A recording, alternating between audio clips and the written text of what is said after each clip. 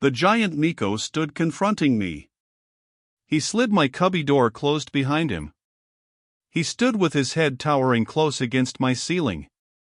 His cloak was discarded. In his leather clothes, and with his clanking sword ornament, his aspect carried the swagger of a brigand of old. He was bareheaded. The light from one of my tubes fell upon his grinning, leering gray face. "So, Greg Haljan? You have come to your senses at last. You do not wish me to write my name on your chest?" I would not have done that to Dean, he forced me. "Sit back." I had been on my bunk. I sank back at the gesture of his huge hairy arm. His forearm was bare now, the sear of a burn on it was plain to be seen. He remarked my gaze. "True. You did that, Haljan, in Greater New York. But I bear you no malice.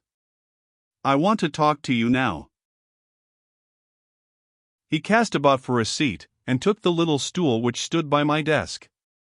His hand held a small cylinder of the Martian paralyzing ray. He rested it beside him on the desk. "Now we can talk." I remained silent. Alert. Yet my thoughts were whirling. Anita was alive. Masquerading as her brother. And, with the joy of it, came a shudder. Above everything, Nico must not know. A great adventure we are upon, Haljan. My thoughts came back. Nico was talking with an assumption of friendly comradeship. All is well, and we need you, as I have said before. I am no fool. I have been aware of everything that went on aboard this ship. You, of all the officers, are most clever at the routine mathematics. Is that so? Perhaps. You are modest. He fumbled at a pocket of his jacket, produced a scroll sheaf. I recognized it. Blackstone's figures. The calculation Blackstone made of the asteroid we had passed.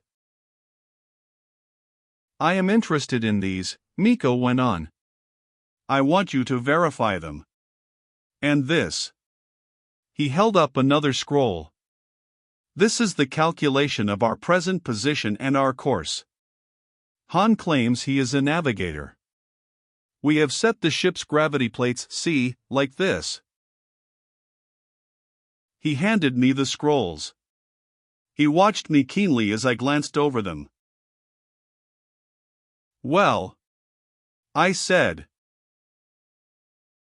You are sparing of words, Haljan. By the devils of the airways, I could make you talk. But I want to be friendly. I handed him back the scrolls. I stood up. I was almost within reach of his weapon, but with a sweep of his great arm he knocked me back to my bunk. You dare? Then he smiled. Let us not come to blows. In truth, physical violence could get me nothing. I would have to try guile. And I saw now that his face was flushed and his eyes unnaturally bright. He had been drinking alkalite, not enough to befuddle him, but enough to make him triumphantly talkative. Han may not be much of a mathematician, I suggested. But there is your Sir Arthur Coniston. I managed a sarcastic grin. Is that his name? Almost. Haljan, will you verify these figures? Yes. But why? Where are we going? He laughed. You are afraid I will not tell you. Why should I? This great adventure of mine is progressing perfectly. A tremendous stake, Haljan. $100 million in gold leaf. There will be fabulous riches for all of us. But where are we going? To that asteroid, he said. I must get rid of these passengers. I am no murderer. With a half-dozen killings in the recent fight, this was hardly convincing. But he was obviously wholly serious. He seemed to read my thoughts. I kill only when necessary. We will land upon the asteroid. A perfect place to maroon the passengers. Is it not so?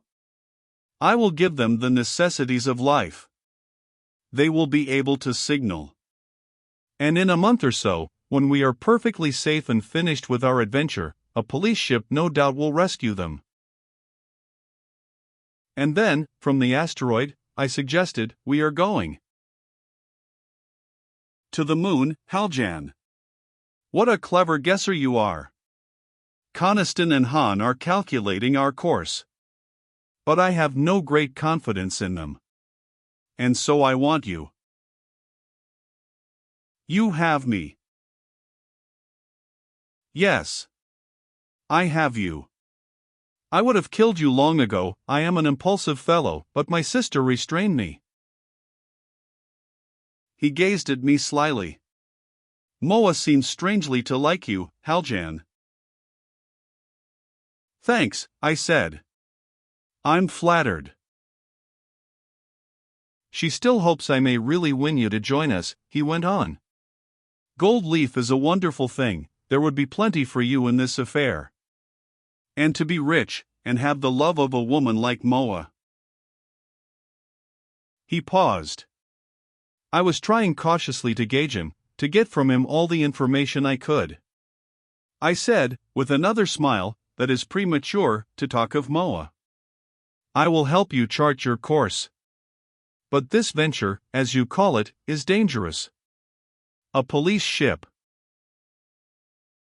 There are not many, he declared. The chances of our encountering one are very slim. He grinned at me.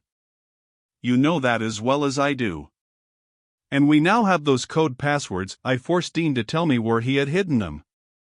If we should be challenged, our password answer will relieve suspicion. The plane Terra, I objected, being overdue at Ferrok-Shahn, will cause alarm. You'll have a covey of patrol ships after you. That will be 2 weeks from now, he smiled. I have a ship of my own in Ferrok-Shahn. It lies there waiting now, manned and armed. I am hoping that, with Dean's help, we may be able to flash them a signal. It will join us on the moon. Fear not for the danger, Haljan. I have great interests allied with me in this thing. Plenty of money. We have planned carefully. He was idly fingering his cylinder. He gazed at me as I sat docile on my bunk. Did you think George Prince was a leader of this? A mere boy. I engaged him a year ago. His knowledge of science is valuable to us. My heart was pounding, but I strove not to show it. He went on calmly. I told you I am impulsive. Half a dozen times I have nearly killed George Prince, and he knows it. He frowned. I wish I had killed him instead of his sister. That was an error. There was a note of real concern in his voice. He added, that is done, nothing can change it. George Prince is helpful to me.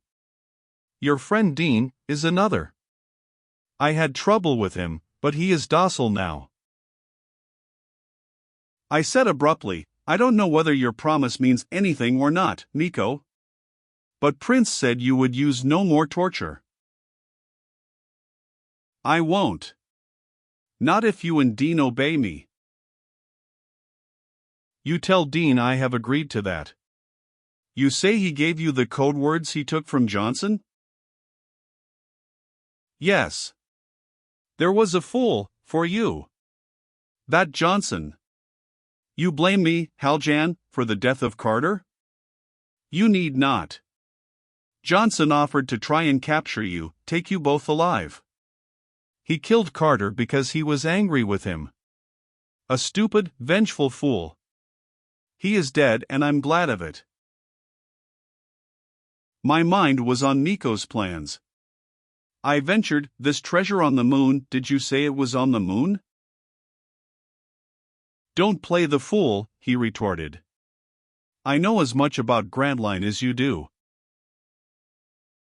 "That's very little." "Perhaps.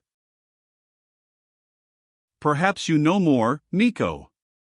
The moon is a big place. Where, for instance, is Grantline located?" I held my breath. Would he tell me that? A score of questions, vague plans were in my mind. How skilled at mathematics were these brigands? Nico, Coniston, Han, could I fool them? If I could learn Grantline's location on the moon, and keep the Planetara away from it. A pretended error of charting. Time lost, and perhaps Snap could find an opportunity to signal Earth, "Get help." Nico answered my question as bluntly as I asked it. "I don't know where Grantline is located. But we will find out. He will not suspect the Planetara, so when we get close to the moon, we will signal and ask him. We can trick him into telling us." "You think I do not know what is on your mind, Haljan? There is a secret code of signals arranged between Dean and Grantline. I have forced Dean to confess it. Without torture. Prince helped me in that. He persuaded Dean not to defy me. A very persuasive fellow, George Prince. More diplomatic than I am. I give him credit for that." I strove to hold my voice calm. "If I should join you, Nico, my word, if I ever gave it, you would find dependable. I would say George Prince is very valuable to us. You should rein your temper. He is half your size, you might sometime, without intention, do him injury." He laughed. "Moa says so. But have no fear." I was thinking, I persisted. "I'd like to have a talk with George Prince." Ah, my pounding, tumultuous heart. But I was smiling calmly. And I tried to put into my voice a shrewd note of cupidity. "I really know very little about this treasure, Nico. If there were $1 million or $2 million of gold leaf in it for me." "Perhaps there would be." "Suppose you let me have a talk with Prince? I have some scientific knowledge myself about the powers of this catalyst. Prince's knowledge and mine, we might be able to come to a calculation on the value of Grantline's treasure." "You don't know. You are only assuming." I paused after this glib outburst. Whatever may have been in Nico's mind, I cannot say. But abruptly he stood up. I had left my bunk, but he waved me back. "Sit down. I am not like Moa. I would not trust you just because you protested you would be loyal." He picked up his cylinder. "We will talk again." He gestured to the scrolls he had left upon my desk. "Work on those. I will judge you by the results." He was no fool, this brigand leader. "Yes," I agreed. "You want a true course to the asteroid?" "Yes. And by the gods, I warn you, I can check up on you." I said meekly, "Very well. But you ask Prince if he wants my calculations on Grantline's possibilities." I shot Nico a foxy look as he stood by the door. I added, "You think you are clever. There is plenty you don't know. Our first night out from Earth, Grantline signals, didn't it ever occur to you that I might have some figures on his treasure?" It startled him. "Where are they?" I tapped my forehead. "You don't suppose I was foolish enough to record them? You ask Prince if he wants to talk to me. 100 million, or 200 million, it would make a big difference, Nico." "I will think about it." He backed out and sealed the door upon me. But Anita did not come. I verified Han's figures, which were very nearly correct. I charted a course for the asteroid. It was almost the one which had been set. Coniston came for my results. I say, we are not so bad as navigators, are we? I think we're jolly good, considering our inexperience. Not bad at all, eh? No. I did not think it wise to ask him about Prince. Are you hungry, Haljan? Yes. A steward came with a meal.